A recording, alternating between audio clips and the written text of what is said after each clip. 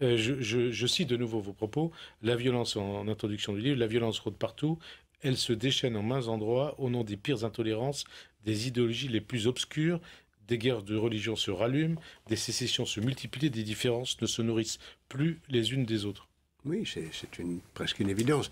Nous sommes, contrairement à ce qu'on croyait, non pas dans une mondialisation heureuse, mais dans une balkanisation de la planète qui est extrêmement dangereuse, puisque, encore une fois, il n'y a pas de gouvernance mondiale, évidemment pas de gouvernement mondial, mais même pas d'ordre de droit planétaire, pas de police internationale, et chacun maintenant est libre de faire ce qu'il veut. Donc apparaît ce que j'ai prévu depuis longtemps, c'est-à-dire des grands désordres, des conflits entre États et non-États, quasi-États, nouveaux États, économie criminelle, tout ça annonce une décennie de chaos. Une décennie de chaos et les intolérances alors? Les intolérances sont partout.